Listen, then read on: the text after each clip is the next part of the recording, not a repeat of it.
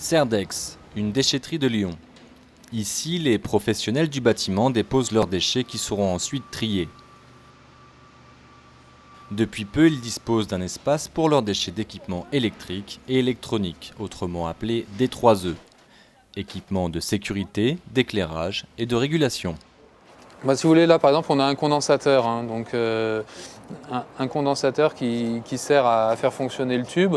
Donc en fait, ces éléments-là, dans la filière, là aussi on a un petit appareil, un petit condensateur. Donc cet appareil-là nécessite une filière de recyclage particulière. Il y a quelques mois de ça encore, ces produits-là, typiquement, allaient dans la benne ferraille.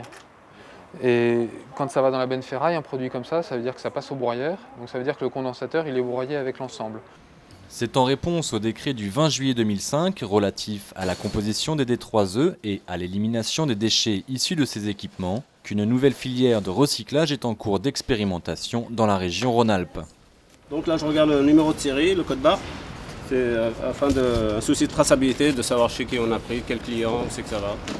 C'est afin de gérer les stocks. Récilume, un éco-organisme, orchestre la collecte auprès de 24 déchetteries professionnelles, puis le recyclage dans des usines de retraitement. L'ensemble de la filière est financé par les constructeurs.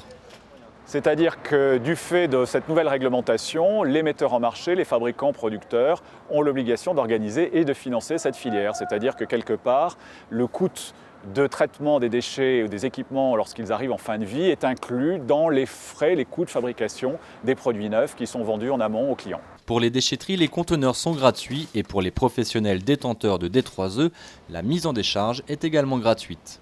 Cette filière connaîtra un déploiement national en 2010 avec un objectif de 300 points de collecte. Récilume estime le gisement de D3E à 70 000 tonnes par an et selon l'ADEME, en 2007, seulement 7% ont fait l'objet d'une collecte sélective en vue de leur traitement.